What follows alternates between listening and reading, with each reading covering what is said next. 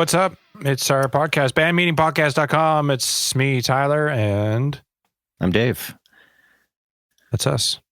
We got a pretty awesome guest today. I'm excited to talk to from way back, Ty, from our second, third, fourth, and fifth record.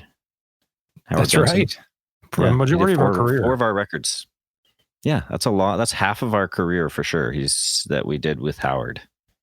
Because the first record we did in Vancouver, which is where we all lived. So me and you would literally take my piece of shit car into the studio every day. Until it broke down. And then we got a rental car. Yeah. And then the second record with Howard was done in LA. So we all just stay at the old famous Oakwood apartments there in Burbank, nearby my house.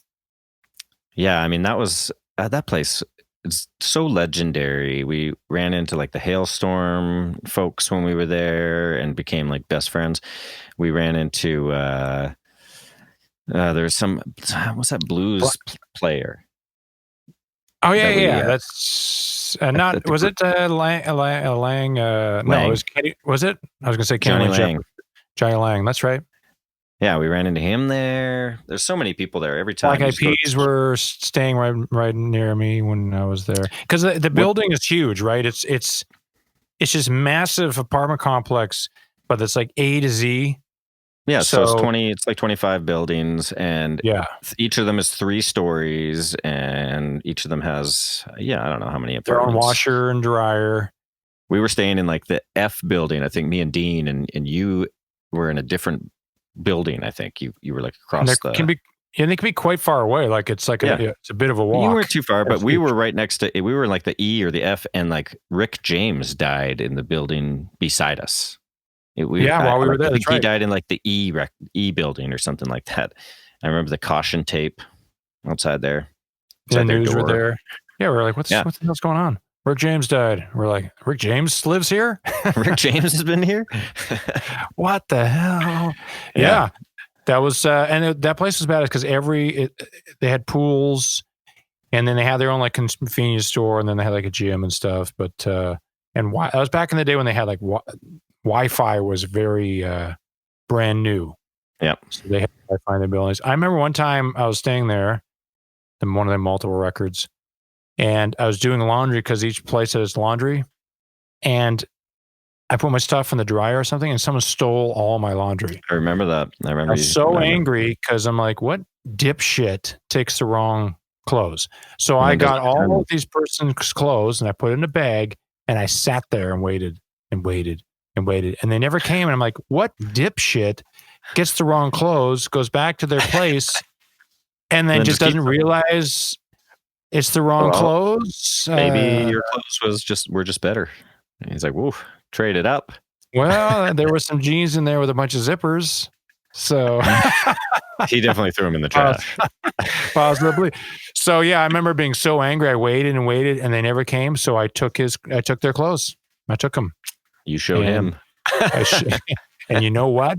Guess who won that one? They did, because I didn't have any clothes. That sucks. Good times. But yeah, that's where we stayed. That's why we love the Oakwoods. So legendary. Yeah. But yeah, I'm sure. What's that? The one record we did where we all grew mustaches. I swear, like every day we'd go down to the pool, Dean and I, and like some 13-year-old kid would be like, hey, can you buy me some beer? No. Yeah. Then you guys, like the two, you would go into the hot tub and then girls would leave. Yeah, we'd clear it out. 2 guys with like mustaches. Orange stashes, yeah. Yeah, we'd just sit down and they would just empty. The hot tubs too. Remember the hot tubs were really oddly foamy? Remember? Really frothy. They were really frothy. We weren't sure what that was. And we didn't really care. But good times. But we'll talk about that with our guests. Let's just get into it, because I'm sure we're going to have lots of stories for this guy. Let's bring him on, Howard. All right, our guest today is a multi-platinum award-winning record producer who has been nominated for 2 Grammys for Producer of the Year, has recorded some of the biggest rock bands in the world, including 4 albums by Theory of a Deadman, is a Drexel University graduate where himself and his wife established the Howard and Monica Benson Endowed Scholarship Fund, loves the Philadelphia Eagles, model trains, and vintage keyboards. Everybody, Howard Benson. Woo. Yeah. Welcome to the show.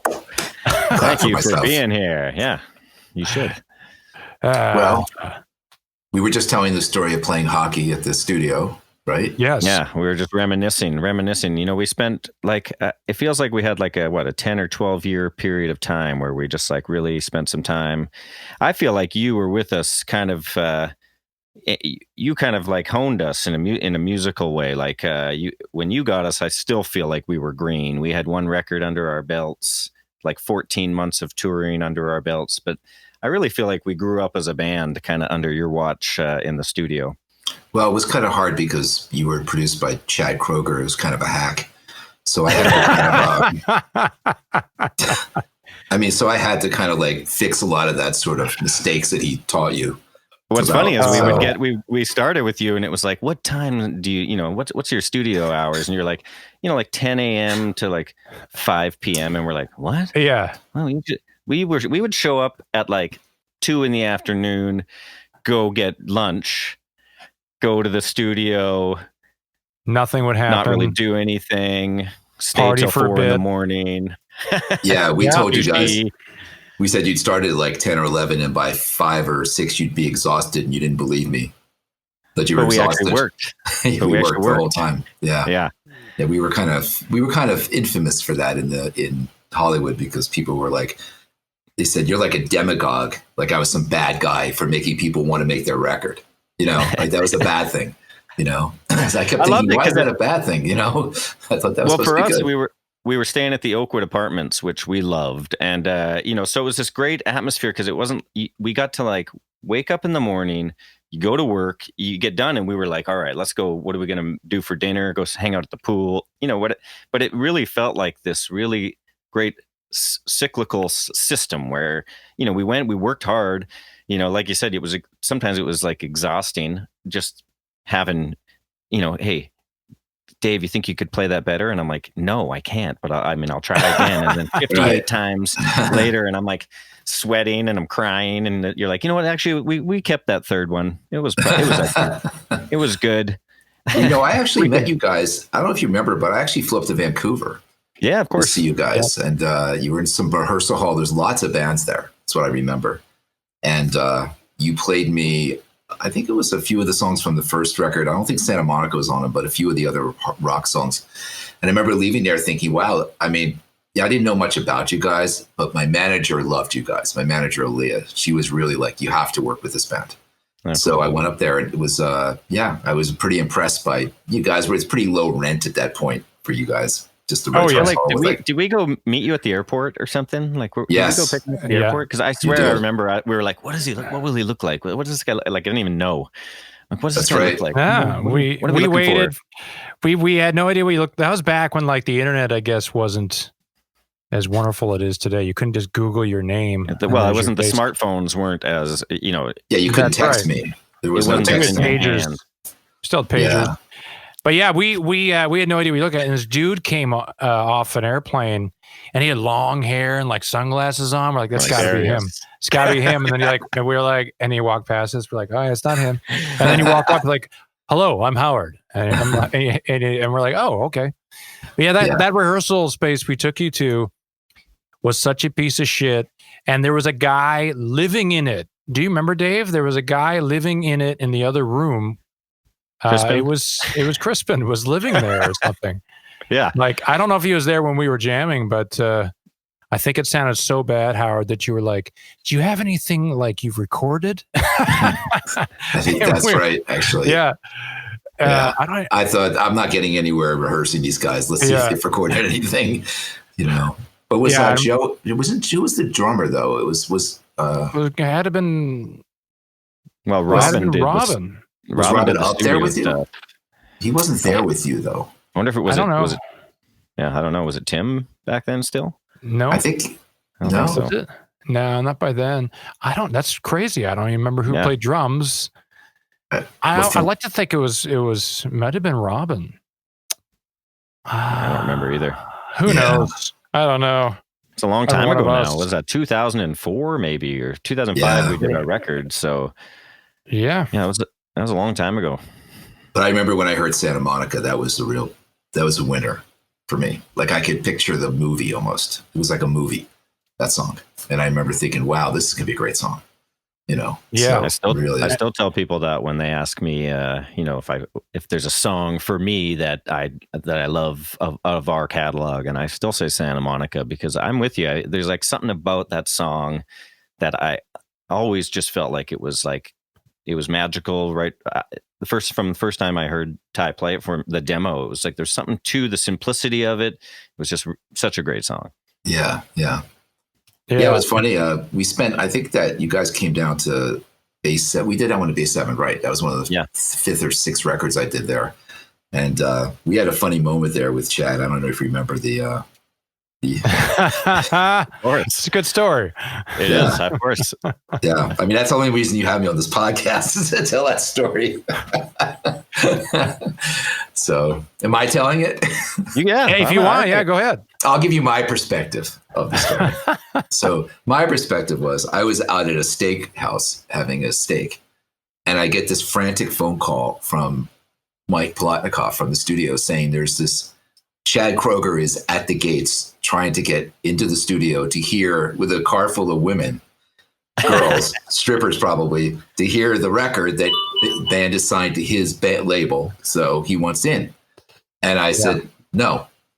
And it infuriated him. And it got worse. And the studio manager called me, hey, we got to do something. This guy's getting agitated. I said, I don't care. No. And then I heard from Ron Berman at Roadrunner. I guess it escalated up the line. And then I heard from his manager. I heard from everybody begging me to let him in the studio. And the more I heard from it, the more I realized I was doing the right thing by saying no. Because, we weren't even a quarter of the way through that record yet. And that, you don't want to play anybody's shit that's half done. I don't even think Chad would. I think he'd understand that. Do you know what I mean? I just think he wanted to show these, that it was his band and all that. But yeah, that had actually, I don't think he ever forgave me for that at all. He was pissed off. I remember snowballing quickly, and like there was like all these talks and what's going on? Something's happening. This and that. But Tyler, remember being a big deal. Yeah, but you called me up, Tyler, and you said to me the next day, you said, you know what? I thought, oh my God, Tyler's really pissed off. He goes, you're going to be my producer for fucking a long time after that. And I went, yes. Well, you made, I mean, I was going to say, I always thought it was smart that we wanted to separate ourselves from Chad and Nickelback. We wanted to be our own band, and he did produce our first record, and here we were, making a record with you, and we really wanted that to be sort of unsullied and not have his input on it, because we wanted to show people, it wasn't Chad's talent or anything involved in this. Of course not. No, he's an unbelievably talented guy. Yeah. Yeah. So we wanted to show people that, these songs, it was our talent, not his talent. So, I was excited too, because I was glad you stood up for yourself and the way you make records. And I think you did the right thing. Well, 3 weeks ago, I think Neil Sanderson from 3 Days Grace approached him about working on one of our artists. And he goes, well, who are you working on it with? He goes, Howard Benson. And he goes, fuck that guy. So he still remembers. He still remembers. He holds a grudge. Yeah. He's holding a grudge. Love it. That's a badge of honor, though. Yeah. So many good stories, man. Yeah, it's the hockey one was good because remember we had to set up a cardboard or the ball would go underneath. That's right.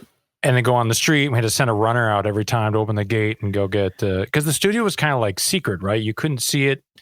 No. Everything was kind of covered in black. You couldn't even see what was going on the inside there. But yeah, we played some ice hockey too, and I gave Mike Plotnikoff a good elbow. He got a big shiner from that. That's right. Was that what it was? Play ice hockey that one time. Yeah, in the LA Kings practice facility we went and played at. I loved going to hockey games with you guys because I never watched a hockey game and understood the detail. Like I only watched it from a American perspective, which is like, oh, these guys are skating up and down. They shoot the puck. It goes in.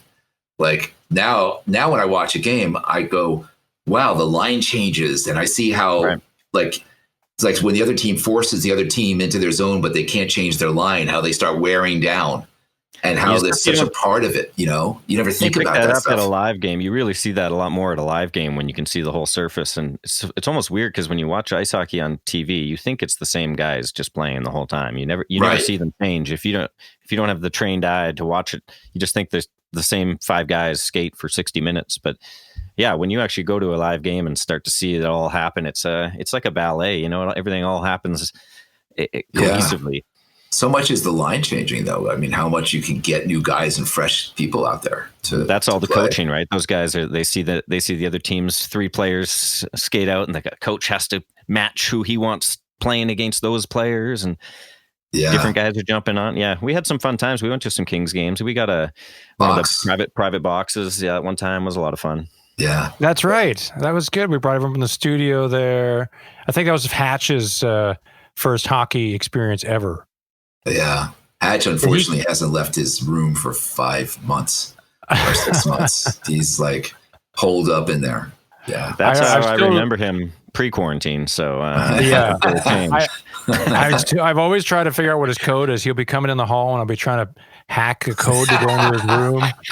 And he's like, no. I'm like, I almost got it. I haven't been in there ever. So what are you working on right now, Howard? What music you got going on right now? Well, 3 Days Grace is going to make another album, so we're starting ramping that one up.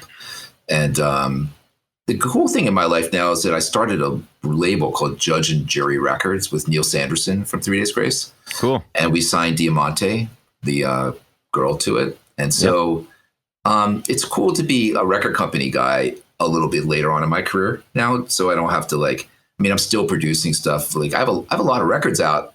Weirdly enough, I have a 10 Years record that just came out.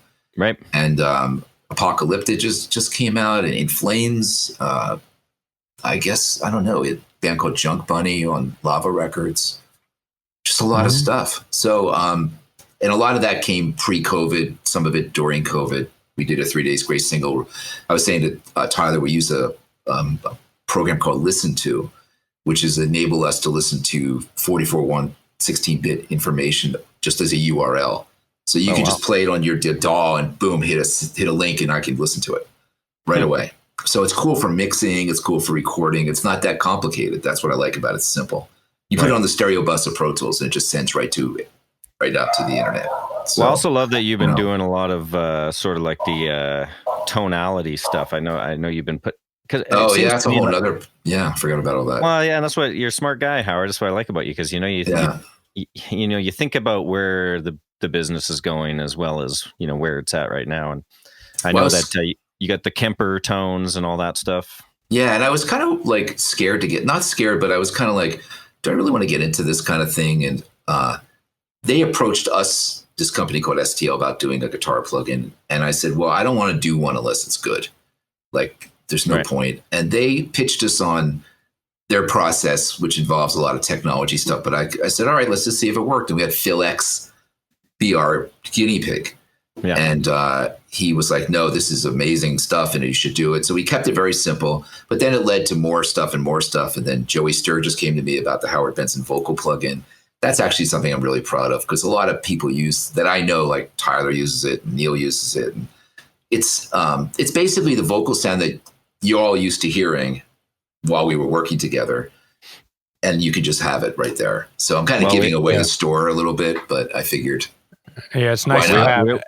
You slap it on there, and it just is exact. It's the Howard Benson sound, and that the one that I'm so used to, where you can literally hear like your heart beating, and you can hear like your stomach digesting. You're like, holy crap!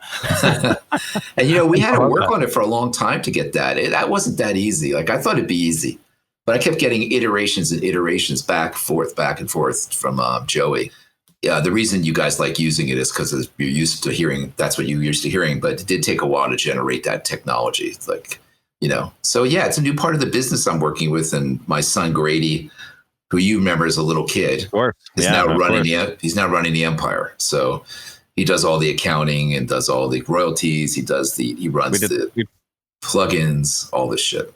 So we played some football with him, Super Bowl halftimes and stuff like that. Yeah, we had some good times. I remember him as a kid, but also, he grew up kind of in front of us too. We played ping pong in your backyard a couple times, and it's good that he's not in the creative part of the business, but he's in the business part. So he likes that part of it, So, I don't know if being a record producer was. I don't know if I'd wish that on anybody, actually. Although I've had a lot of fun doing it. It's been a good career. Can't say I haven't. Yeah. For me, I've been doing like a little, when we do these podcasts, I go and do some research, which is something I would never have done kind of in the past. So it's cool for me because I kind of go through and I look at like your discography and stuff. And it's almost weird because it's daunting in a weird way. I think about, man, it's a good thing I didn't know so much about these people before I met them. I probably would have been nervous to meet people, but you got like this great discography. Motorhead, you did some records with Motorhead back in the day. 4. Yeah, which I mean, like some of the stuff, it's like, to me, I think of that and I think like history. Like it's just like musical history. You've stamped, you've put a stamp in musical history, because I obviously don't think of ourselves as at a point in time where we need to be thinking about ourselves as musical history yet. But one day, hopefully, people will be talking about how you made our records. I think they already do to me on other podcasts. Absolutely. Well, it was they cool. talk I about remember the singles. They go, "Oh, that song, Bad Girlfriend," or that song, Not Meant to Be, or that song. So sometimes it's just about the songs for them.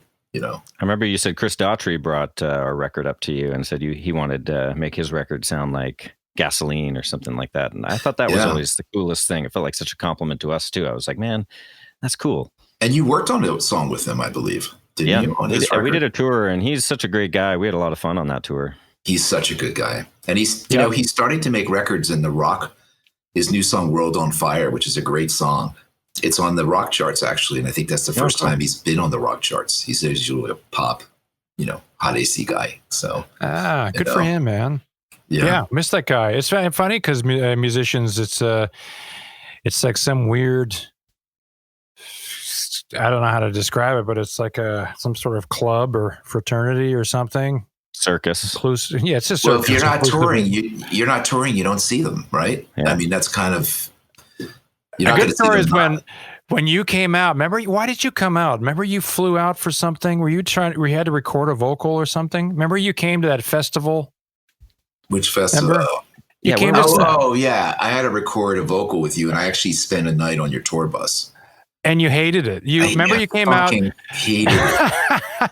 And there, like almost every band that was playing on that festival, you had recorded. Tulsa. This Tulsa, Oklahoma. Yeah. I think 3 Days was there. I think Seether there was so many bands. Hailstorm, probably. Skillet, Hailstorm, Seether, 3 Days Grace, you guys, and it was that Canadian band that was Adam's cousin, older. Yeah. I forget what they were. Pornstar Dampton, Darkest Days, Darkness. My Darkest Days. No. It was it was another band with Johnny. Somebody was the singer. That's from Vancouver. Yeah, that band. I can't remember the name anyway. Yeah, you know who they are, Dave. They had the Motorhome. Remember they came on? We played poker with them. Yep. They were a bunch of drunks. That's all I remember. They were good Canadian kids. Well, I think that was called Benson Fest, right? Yeah, it was Benson Fest. But I went I went to your. I stayed in the back of the bus and we drove to Memphis, where and I remember thinking, this is fucking. I mean, all these guys are doing is watching hockey games, like in the front of the bus, and it just never. You guys just sat there like watching hockey games. And I was like, why are we not leaving till 12 o'clock at night? Well, the guy sleeps all day, the bus driver. And I'm like, fuck this shit. I mean, what the fuck are you guys like? How do you live like this? You can't take a shit in the toilet. Why not? No. There's all these fucking rules. It was funny because like it was a festival environment. So it's like all backstage, you got all lawn chairs set out in front of the tour buses and everyone's saying, hey, what's up? And drinking. And we're just like, this is amazing. This is just like a huge party. And you're like, I'm like, I'm having a nap. And you went and had a nap in the back of our bus and you came off and you're like, I can't handle it. There's so much weed. There's so much. It smells so bad like weed back there. I think I'm high. And you hated it. You're just like, I can't wait to get the hell. I don't know how you guys do it. How do you guys do this every day? I'm like, this is every day, man. I'm like, how long is Howard's nap going to be, man? I got to get to my bag of weed. Yeah. Yeah. I actually tell that story a lot because people go, why did you never want to just play in a band for the shits and grins? I'm like, I tried it for 6 hours one day, on a tour bus. It was hard, but I do have a mass amount of respect. And I think that the COVID thing is somebody said to me, a lot of the artists are not making music right now. In fact, my 10th Street guy, Chris Nielsen, who manages Five Fingered and In Flames and lots of bands like that, they can't get them the right material right now. And he said, it's just a general malaise with the artists because the excitement of touring is gone. So they need the goal of here's the tour, right, as the goal, and it's hard to write music when you don't know when that's going to happen. So, which is interesting because the music business used to be the other way around, where the recording was the whole focus of everything, right? The Beatles, and the tour was secondary, yeah. So, but I mean, I can kind of see that. I think that's why it's a good time to record. Actually, I think that if you think about it, you want to bank material right now, right? Because you'll be touring for a long time. Once this shit opens up, you're going to have material to release. So you might as well record it now. Yeah, I think Tyler, you and I were talking about this. We released a record, was it January? And January this year. It might be a year and a half before we actually can tour. We can't tour that record anymore. We have to move on. Well, that's why it's good to be I was telling Tyler this. I mean, I'm not sure this podcast is where we talk about this stuff, but it's good to be sort of independent now. Like you look at Papa Roach and Five Finger Death Punch, and all these bands are making independent deals with distributors where they're the record company, right? And they determine their own fate. They're not under the fate of the record label anymore. The label doesn't dictate things to them. It's helpful when you're a band like that and you have a catalog too, and you already have the safety net of that catalog. You can tour for that. Well, you guys do too. I mean, you have a great catalog. I feel like one of the best catalogs. I mean, every record I worked on you with has multiple singles. We always feel like we're cutting like radio singles off the set list to put like new album tracks on or something like that. It gets tricky now putting set lists together because we have so many albums. Yeah. But and a lot of the albums that we made, especially the albums we made with you, I mean, some of them Scars and Souvenirs had like 7 or 8 singles from it. Oh, that's crazy, that one. Yeah. They really kept, you got to give the label credit on that one because they were chasing hits with hits. They kept chasing that one, which was pretty cool, Yeah. But they didn't like the 2 best songs on the record, That's true. That funny? That funny? That's true. I remember we were actually auditioning drummers. Joe Danino, who we were auditioning, I think it was in 2008 or before the record came out. I know they were mastering it or mixing it or whatever, and they needed a track listing. And I remember we were in LA and we were rehearsing drummers, Joe being one of them, and they're asking us, and the label was like, so here's what we think the track listing should be. Right. And we noticed that Hate My Life and Bad Girlfriend were not on it. And we're like, no. These songs got to be on there. They're like, well, the label thinks they're kind of cheesy and they don't know if that's a good idea. Man, oh man. Can you imagine if we hadn't put those on that record?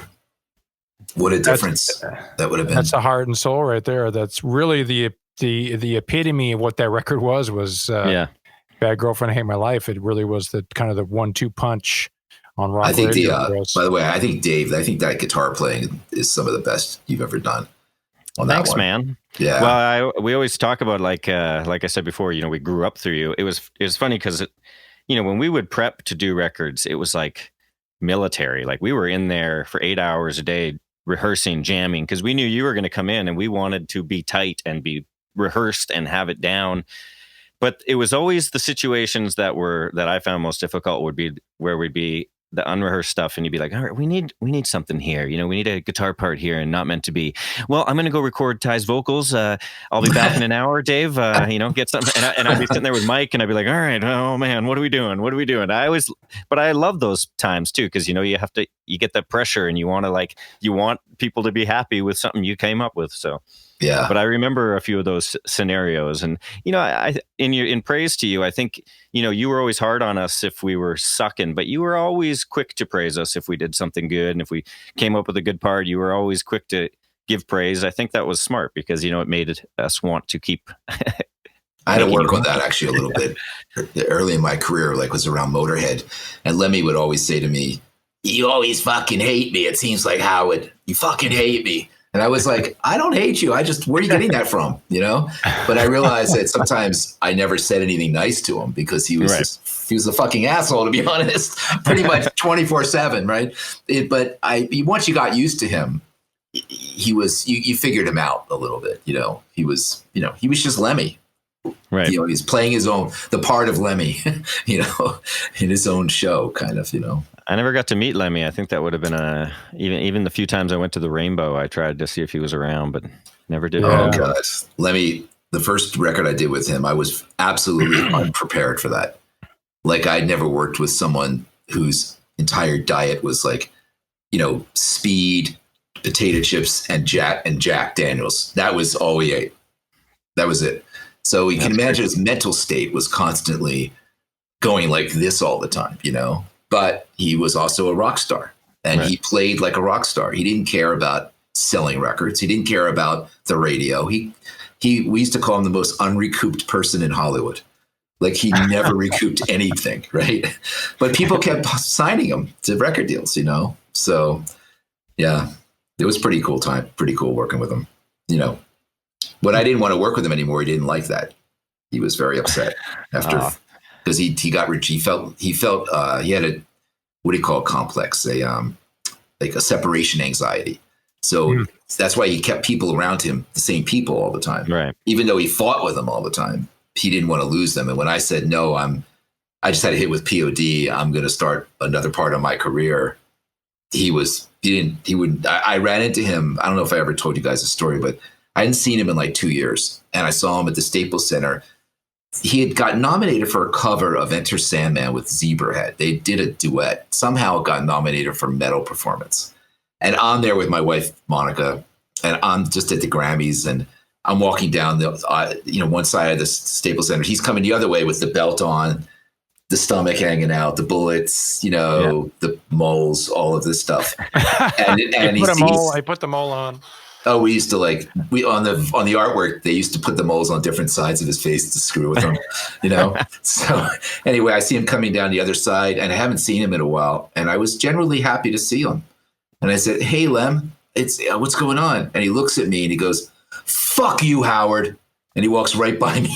and I was just like, and Monica goes, my wife goes, she goes, "That was so awesome. Like that was so awesome." And I was like, yeah, I got called out at the Staples Center with all these people in tuxes and bow ties. And, I'm in a tux actually, and he's got his shit, and he just looks at me and he just throws fire at me, And it was, I love it. It's so great. Hey, I get the familiarity thing. It's nerve-wracking. Anytime something is unfamiliar in this business, especially, I feel like I love being prepared. And so whenever you can't be prepared for something, I get it. Well, I think that's why. Good. I was going to say any kind of ADHD, ADD, ACDC, separation anxiety, OCD. Being in this business, it's just, and even with this quarantine has amplified all of that stuff for us because I don't know what it is. Yeah, we're used to being taken care of. We're all used to all these things. Right. And so yeah, we have the same separation anxiety as well from the band, but also like if someone very important we didn't work with anymore, it'd be really weird. Yeah. It'd take a long time. Crew guy, you lose a crew guy, lose a guitar tech I've had for a few years, and I'm like, I just retire? Do I just quit? Well, I think that's why a lot of artists, I don't know if you've noticed this, but like, at least in my world, a lot of times you have like, hold on a second, pool guy's calling me. The life of Howard Benson. Hold on, my third pool. My second what? My second pool. My water slide's broken. I love it. Yeah. He'll have to wait, but just barely. So, but artists are sticking with their same team of people now. Like I noticed that the clients I've had are sticking with me as a producer because it's not that they want me, but like you guys said, they don't want unfamiliar. Right. So they know what they're going to get. Like In Flames flies all the way over from Sweden to work with me because they know here's the house we're going to stay in. Here's the studio we're going to work at, that kind of thing. And I think that's starting to turn. Like I notice a lot of my artists are just sticking with the same. It's almost become unfortunately siloed a little bit, where it used to not be like that, where you would move around a little bit and try different people. But so much of the business has moved to Nashville. So like you look at the guys in Nashville, like Hailstorm, and I think Seether is even over there, and they're just staying with these Nashville guys. And I personally think the Nashville guys are cool and everything, but I kind of think they're kind of like the B team. Honestly, I mean, the A team is still in Los Angeles, I think, because we're around I think the culture is more forward thinking here. I think in Nashville, it's more stagnant. And I think that's the nature of the country music world is starting to reflect the rock world. Like I've heard a couple of records from some people I've worked with, and I won't name them, but it's almost like the records sound like I produced them in 2009. And I'm trying not to sound like me anymore in 2009. Right. So I've switched mixers. I've switched up my team a little bit. I brought in different programmers. I'm even not even producing a lot of it myself on my own label. I'm having other guys produce it because I think that they may have better ideas than me. So I think I think you almost have to sort of go forward. It's painful a little bit, honestly, but I don't know. I find it exciting. Yeah. I think this, COVID thing has kind of made some opportunity to be more creative, as well as other stuff, obviously, It's Everyone's starting to not take things for granted, I think, is what this COVID thing has made me realize. A lot of stuff I kind of was taking for granted. Now I'm like, don't take that stuff for granted anymore. Right. No, it's like somebody took everything, threw up all the pieces in the air, and it's just rearranged all of itself, Right. So, Yeah, and the touring has always been the slush fund, the safety net. The touring has always been like you go home for 5 weeks, but there's a tour is booked. I mean, tours are booked so far in advance. Some tours are booked 6 months, 9 months in advance, year in advance. So like the band knows, like we'll book, like right now we would be booking festival stuff for next summer. So we already know. Me and Dave are sitting at home going, no, we got money coming in next August. We got shows already booked. So let's, everything's great. But now it's like, you're not sure. And everyone, of course, everyone is so like almost faux optimistic. They're just like, a couple more weeks. It's just at this point, you're like, well, but there's justification a little bit for that because I didn't think the NFL would come off. I mean, I didn't think that the Tour de France would come off. I didn't think hockey would come off. I mean, these somehow have made it work a little bit. Like I was watching Formula One they've got fans in the stands now. Like not all the fans, but you're starting to see a workaround a little bit of this. So, I mean, I don't think it's going to come back to being. I mean, I read somewhere where the worst way to spread this disease is a concert set. Right. Like that's literally the worst place to do it. But maybe there will be a workaround. That we're getting closer to.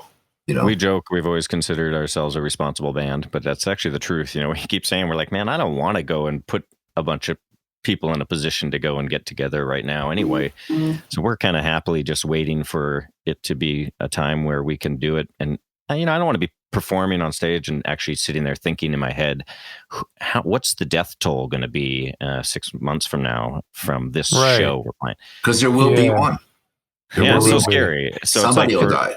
It's also, we were talking the other day on a call, and I said, unfortunately, you're dealing with so many parameters and people involved. If we did a show somewhere, when we go tour, we tour like nationally, right? It's not like, we'll just do one show. We'll do 30 or 40 shows.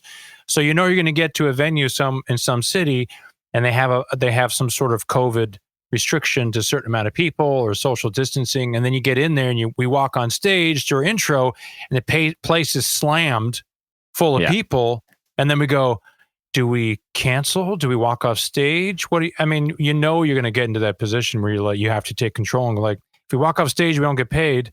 But at the same time, they've totally not abided by that. And that's going to happen. People, the club owners are not going to care. They're going to be like, let's make some money and sell some beer. So that's why we're like being responsible.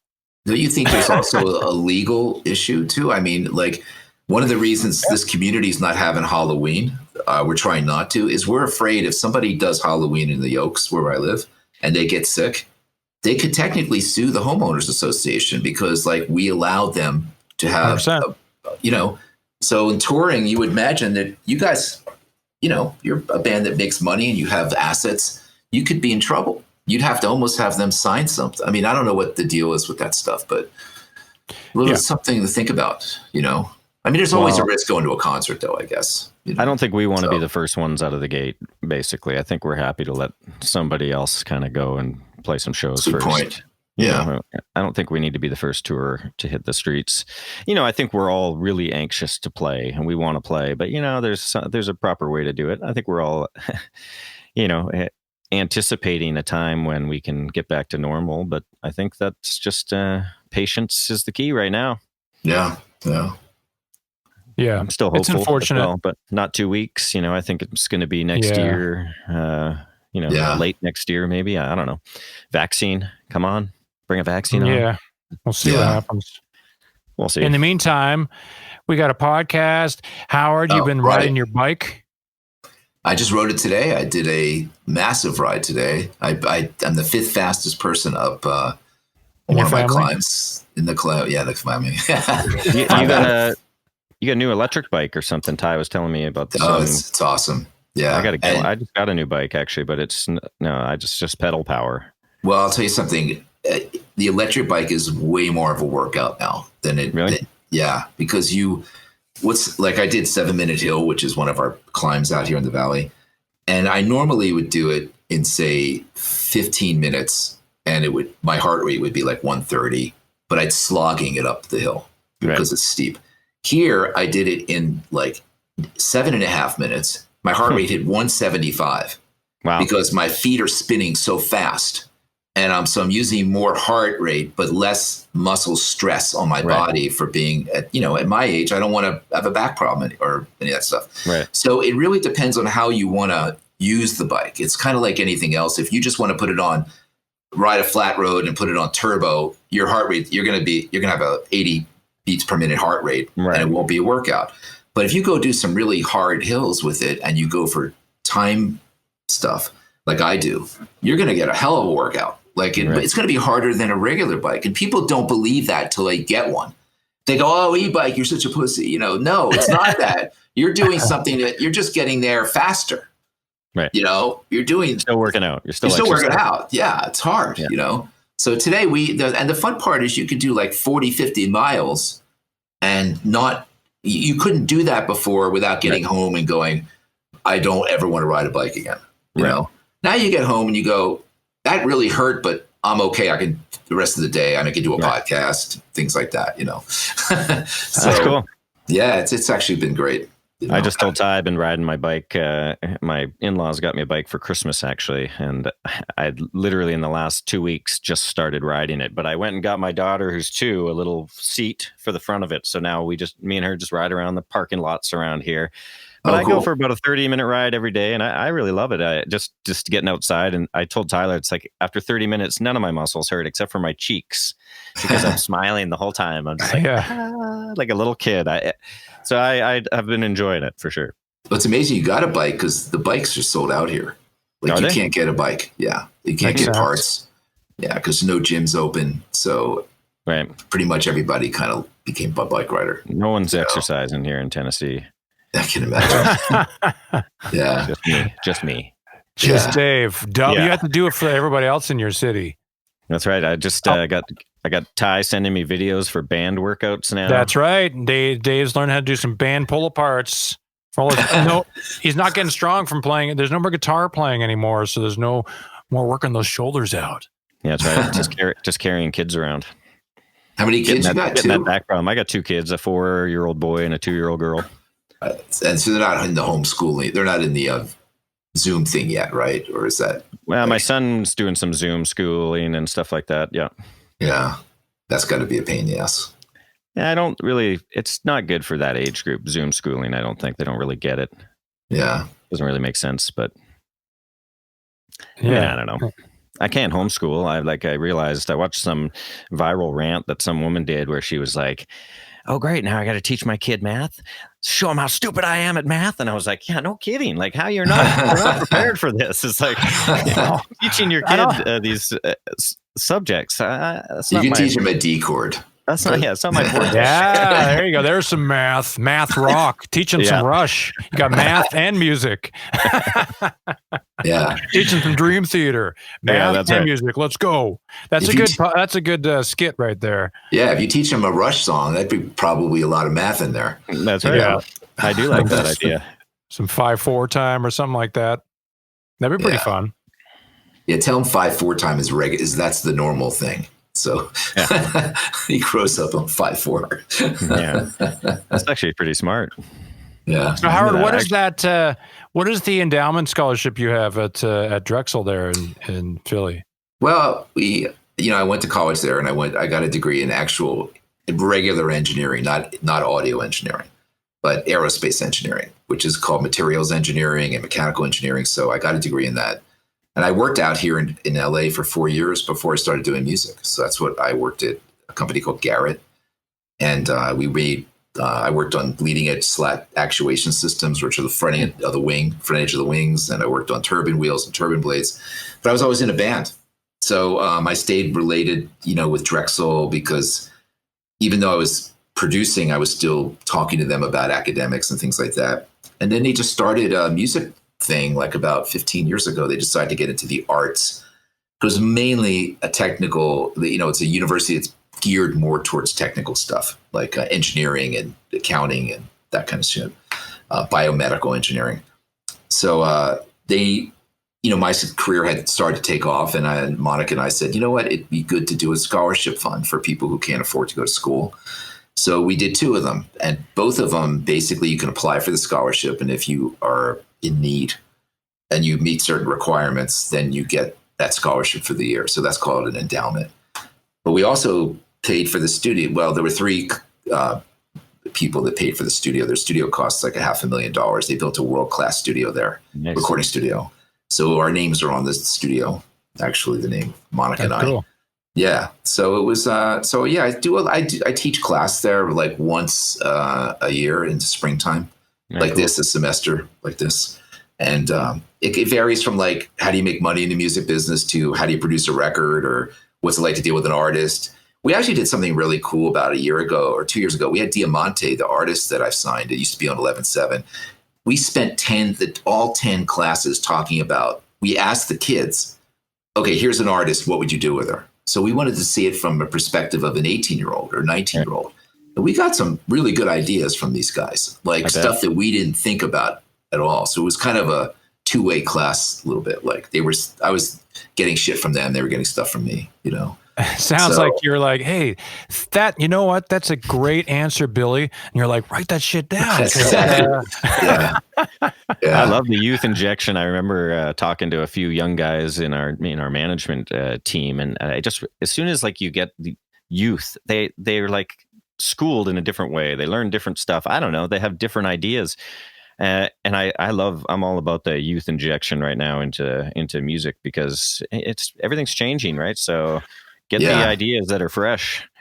Well, I notice they're just faster than we are thinking now. Like when I talk to Grady, he's only 26, I'll say, so what's going on with this Spotify, blah, blah, blah. And all of a sudden there's a spreadsheet that jumps up on my thing with all the numbers, all the stuff, everything's collated. It all adds up. This is the trend. It's like, how the fuck did you do that? Like I can't even think that fast anymore. Yeah. But I think that what it is a lot of and they grew up online kind of, these kids. So this is not unfamiliar to them. They just know how to run it. They can run an Instagram ad fast without like, how do I do an Instagram ad, or what does it mean? How do I reach people? All that shit. About 40 minutes just to post an Instagram picture. For sure. Yeah. I've posted like the wrong size pictures, tag the wrong people, crop yourself in half. Yeah. No, I'm not good at it. Yeah. No. I don't know. It's getting pretty bad too. I mean, is it really getting better? I don't know. Actually. Social media. I mean, it could be just me becoming a curmudgeon. Just well, we had Twitter. Sure. Well, you know what? We had to have Diamante. We had to say to her, "You need to do a TikTok, right?" And that, like, as soon as I said the word TikTok, it put us all into this like panic state because nobody's really looked into not TikTok that you look at, but the inside of it. Like, how does it keep track? What are the metrics? How do you get a video to play? Right. What's the right way? That's a whole nother thing to learn because it's a different platform, you know, but it's incredibly important. Like you can't just say, I don't want to do it because I don't want to do it. You got to do it, you know? So I'm glad I don't have to do it. But I still get emails from like management that say, Dave, tweet today. And I'm like, what? Really?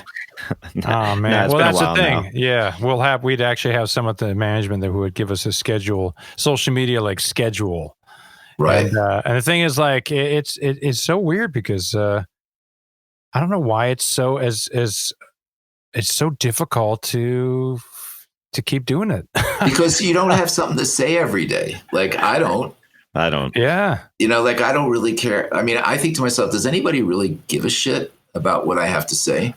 But some people we do right now.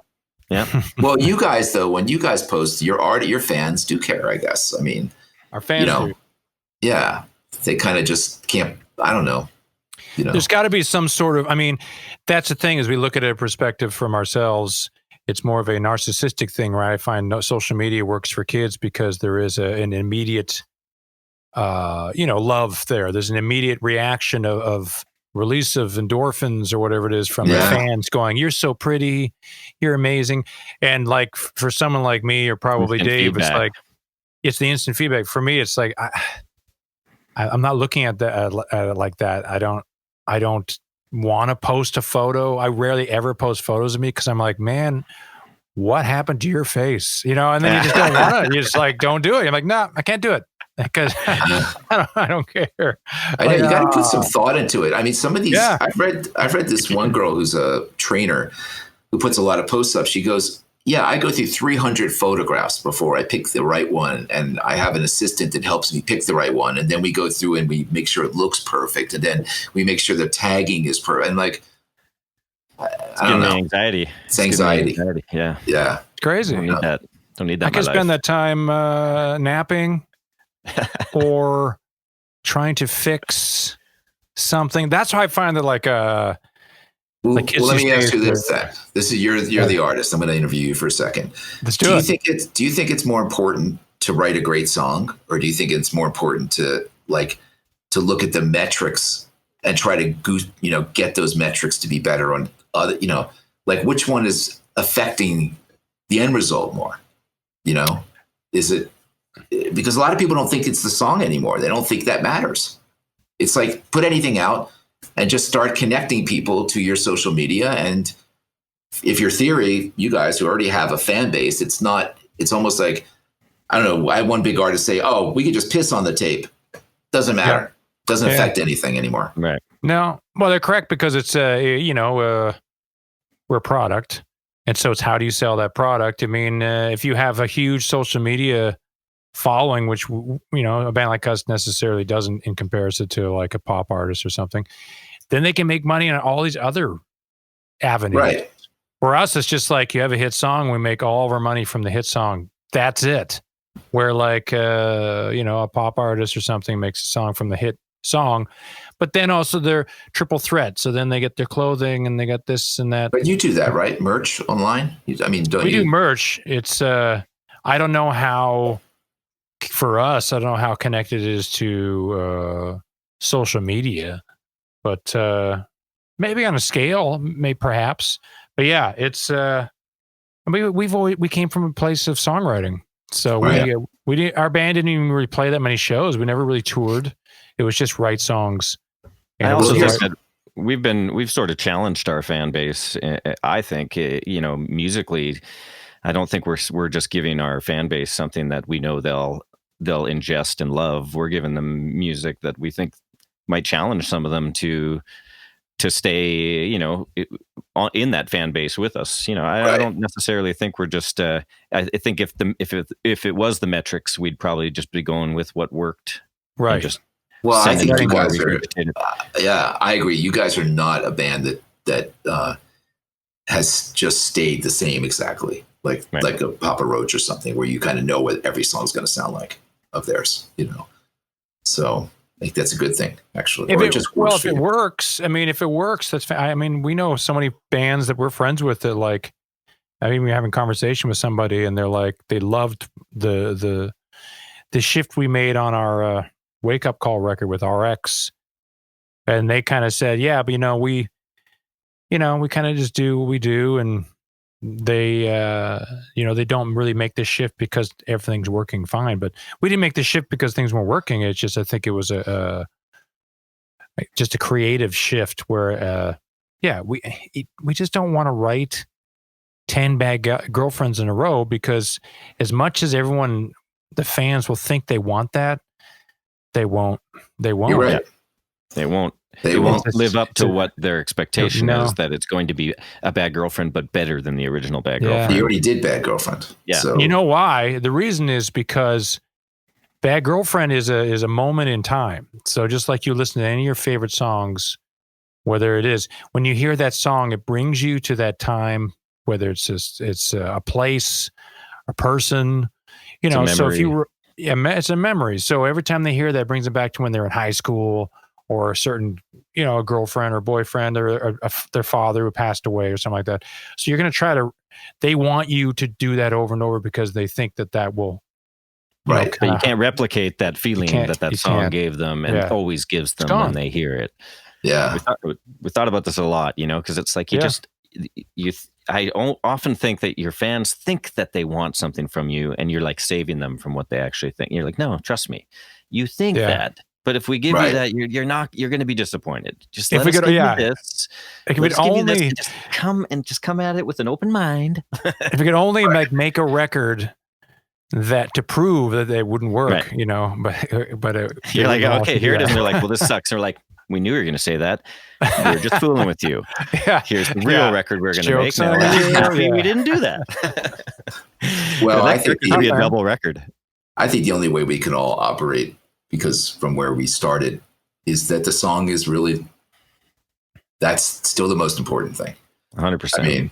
Maybe other people think otherwise, and there might be proof that it works for other people, but that's just not how I feel about it. So I think there's room for both. Let's put it that way. Yeah.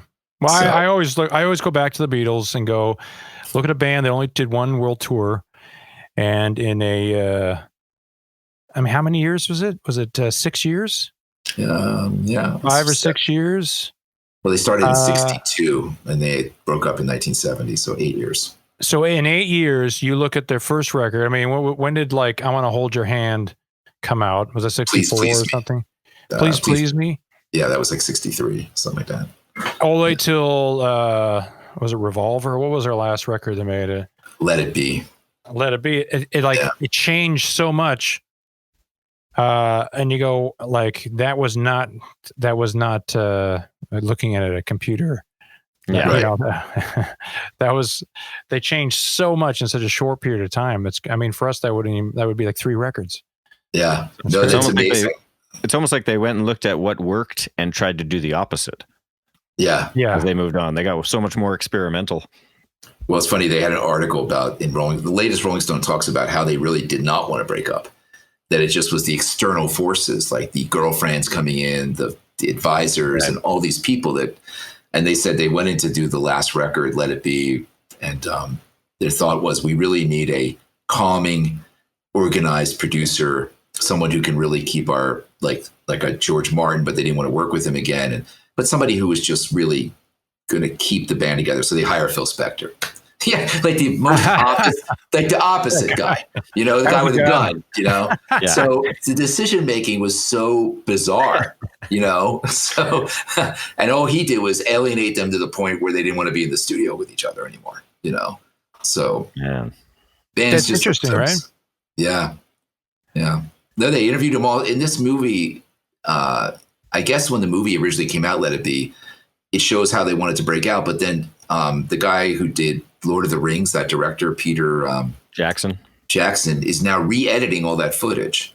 And he's putting it together in a new version of the movie that shows that they actually didn't want to break up. They just didn't put that stuff in the movie. So, they're talking as if there's a future. But because you have, Yoko Ono talking to John Lennon and Alan Klein talking to these guys, and you have Paul Eastman, Linda talking to Paul, and they're all giving conflicting. Right. None of these people were there in the beginning, so they have all come in with their agendas. Right. That the band just got fragmented, and they were all doing drugs, and it was a lot of like garbage. But it's pretty interesting. I take on the whole thing, actually. I gotta watch that. Yeah, is that out or is coming out? No, he's editing it right now. Yeah, they were just talking about him. He was a big fan, I guess, and he was just saying how like he was surprised when he looked at the footage. About how different it was from what people think.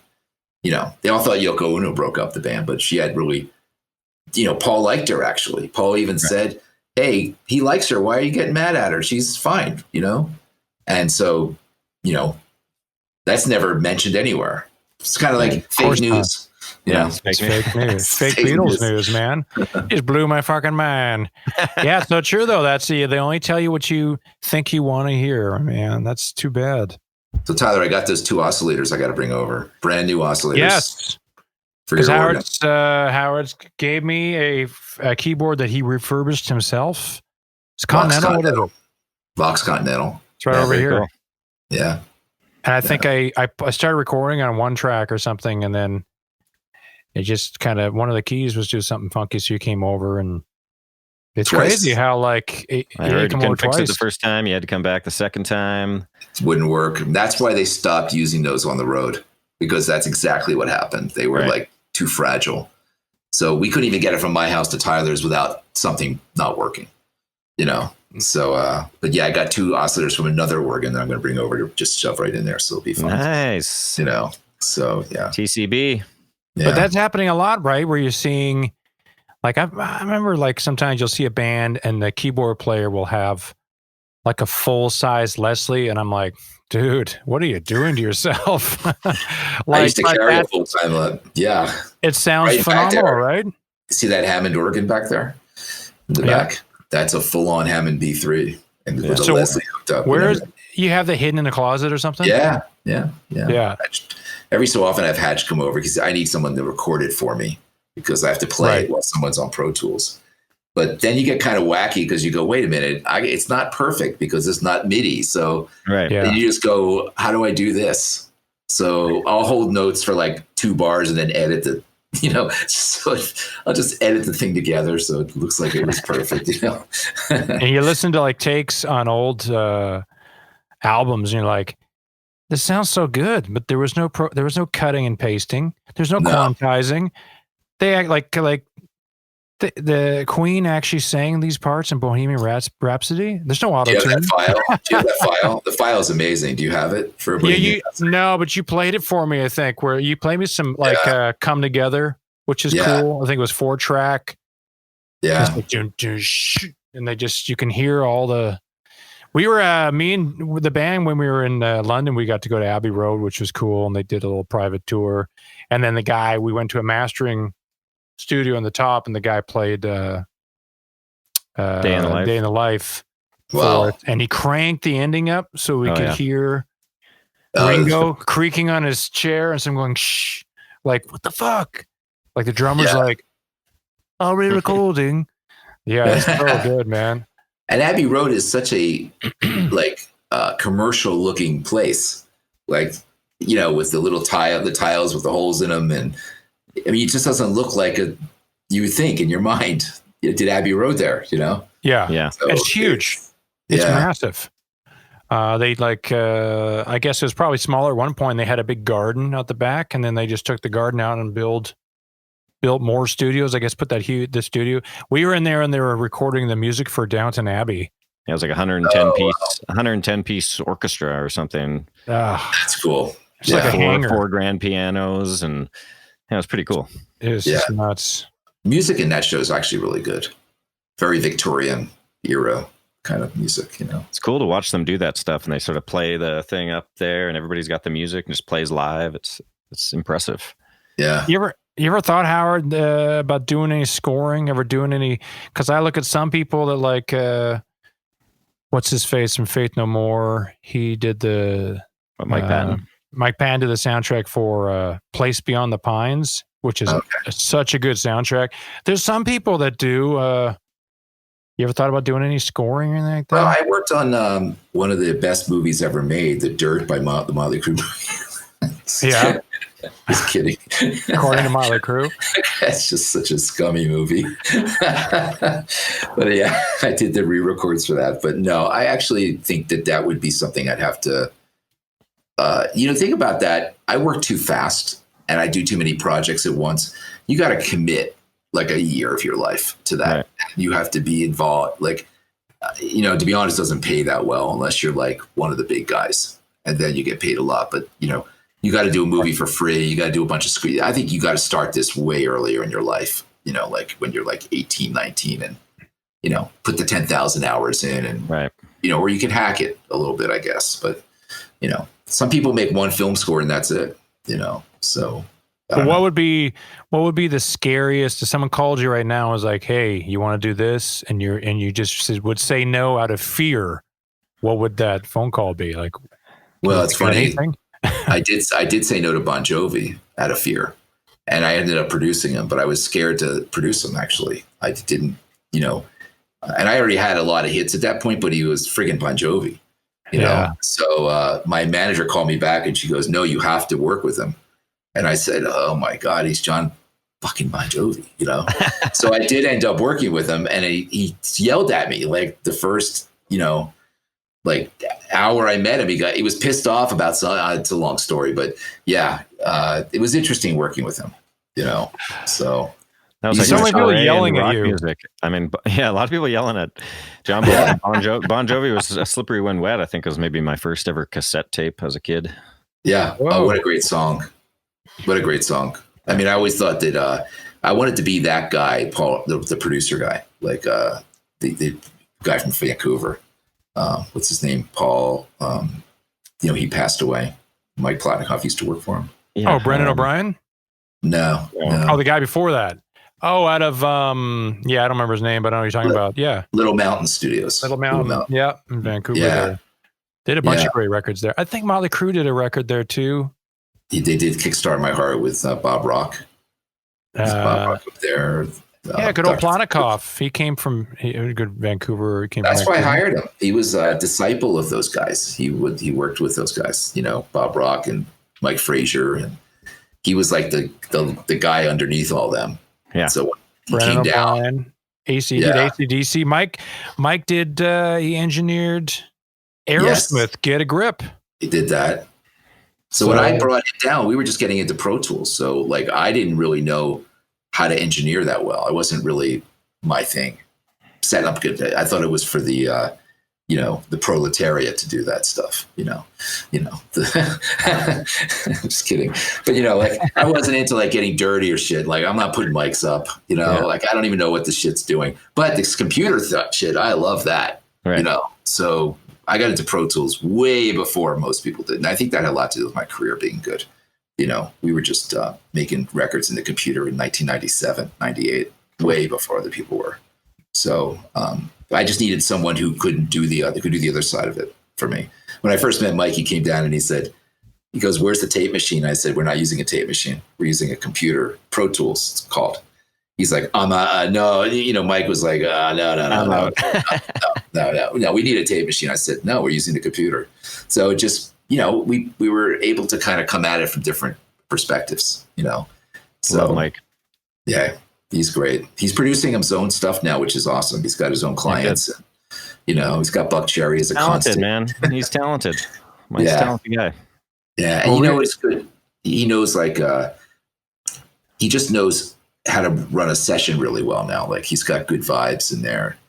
he's full of conspiracy theories, and the band's love that. I love that. I mean, I love starting my morning with his wacky conspiracy theories and whatever he was into. It was just like the best way to start. It's like, all right, let's try guitar. But first, did you hear about did you Charlie see Sheen? this morning? Yeah, there's a lot of Charlie Sheen have it stuff up. he was So I hike with him. Yeah. I do 3 hikes a week with him now. We have a whole like, I never hung out with Mike, and then I do these big long 2-hour big ass hikes in the mountains here.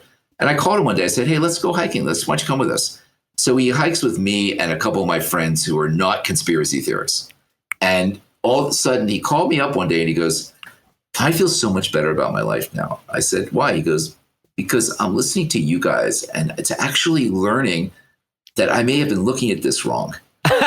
and I was like, in other words, you're saying the government didn't bring the towers down. You're starting to believe it might have actually happened. There's not computer chips in that. Bill Gates is not going to run the world. All this funny stuff. But then I said, you know what, though? I don't want you to stop talking about it because it makes a 2-hour hike interesting. Yeah. We love hearing it. We love hearing it. I love it. He got me onto this whole thing with Tom Hanks being a pedophile. He's like, yeah, you got it. They're shipping guys in this car, this company, and I'm like, the Hollywood, yeah. So Hollywood thing with the Satan worshiping and the kid's blood or something. Is it something to do with kids' blood or something? Kids' blood and a company, a furniture company or something. So it's now, so good. Yeah. So it goes in the studio, and a lot of the bands love it. Like they'll just like, I mean, it doesn't affect the music. It just makes it more fun, Yeah. So the studio should be fun. It was always fun when we were making records with you, Howard, for sure. I always had a good time in the studio. Well, thanks. I think I had a good team around me. I think that's a lot of it, 100%, yeah. You had good people every time.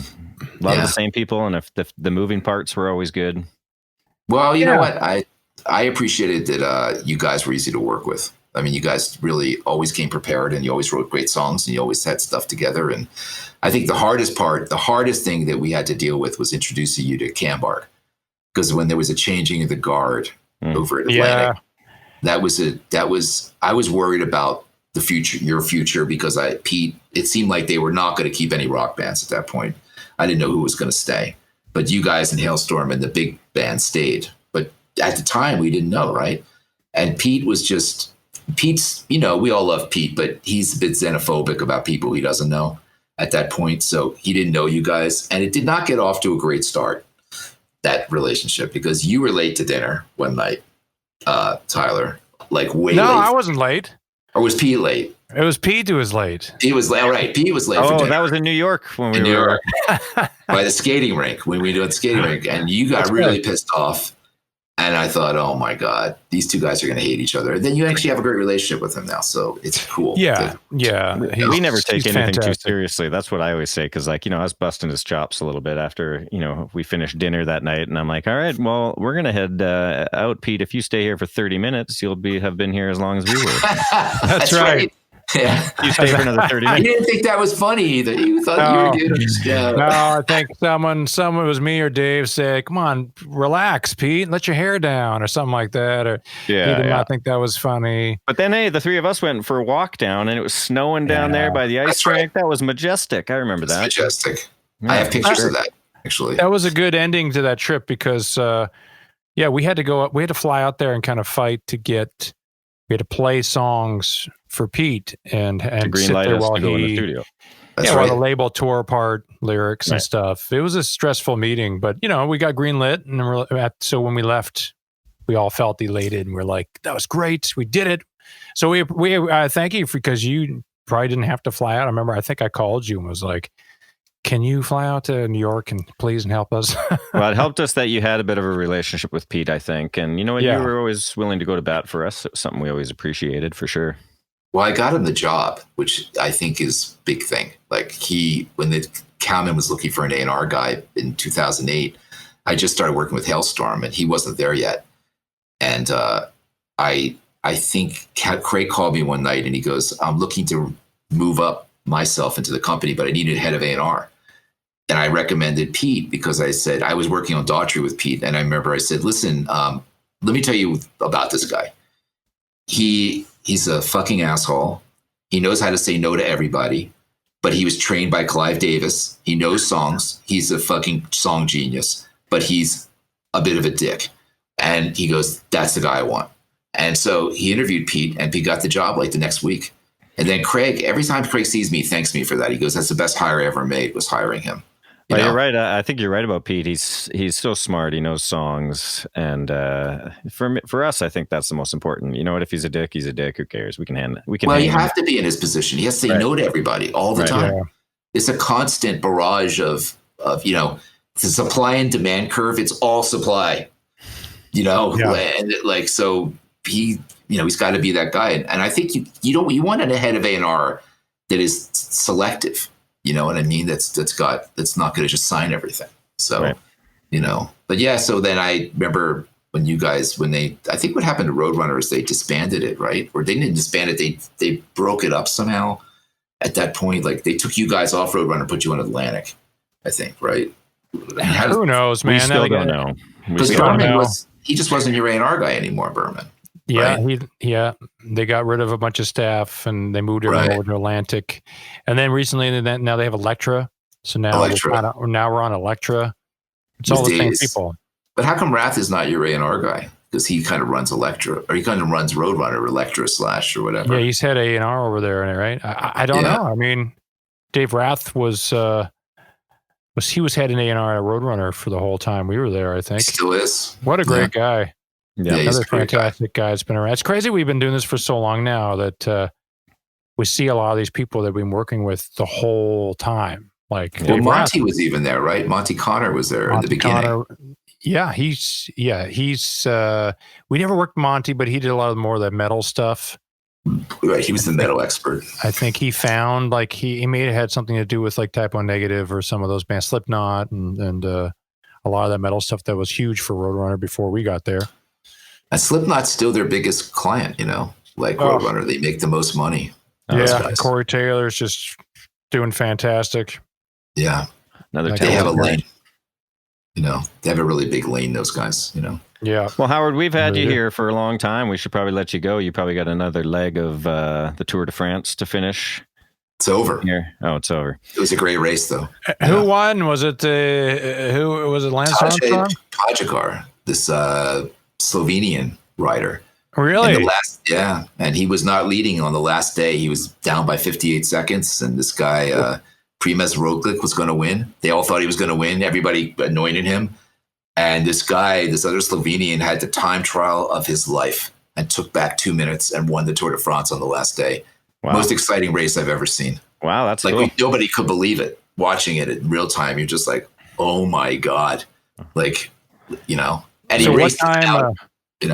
What time did he put his blood in the freezer the night before? That's a thing. But they test the shit out of these guys. So, you got to give them credit. They're still insane athletes. I'm like, holy macaroni. Yeah. Yeah, it's awesome. You love that. You've always loved that shit. I know. I like the Formula One racing, and I like cycling. I don't like as many American sports anymore. I don't know what happened. I think I got just kind of jaded. Like football, but I don't watch anything else really. I like stuff that's different now for some reason. Just a little bit off the. Well, next time I get out to LA, we'll go to another Kings game. Get a box. Go for. I can still do that. I think I still have enough pull. I don't know. I'll have to see. Oh, I think I got that box for us, and then somehow the band ended up paying for it. Oh, you did get it. Yeah. I forgot. It doesn't matter. It was a good time. Good memories. That's right, man. Well, thanks a lot, Howard. What? Do this again. Chat again. I look forward to getting together. Go out and let me know when are you going to put this thing up? A couple weeks. We want to have this out already, but we're trying to tie the label or management wants to time it with something else. So we're like, fine, we'll wait. So we're just stockpiling them at this point, but it's going to be this year. It'll be like probably October. Oh, cool. Yeah. Let me know and I'll put it up on my socials. 100%. That's right. Yeah. It's not the thing you have to say to people now. I'll make sure it's on my socials. Tag me. All right, man. All right, man. See you guys. See you this week, man. I'll bring those sauces. Howard Benson. So it's good talking to him. So good catching up. I love Howard. Yep. It's been for me. It's been years since we've chatted. So it's fun. Yeah, he always has good stories. He's over at your house like twice a week, but for me, I haven't seen him in like 5 years. Yeah. Well, I live not too far, so I can see him. But yeah, it's cool, man. You can always go check Howard Benson out. His website's probably the best place to go to, howardbenson.com. And it has, like we talked about, his plugins and his software on there and his STL tones. And if you're a studio guy, check out that stuff. West Valley Studios. He's got his recording studio there that he works out of now. So that's pretty cool. But yeah, make sure to check out our merch store. bandmeetingpodcast.com.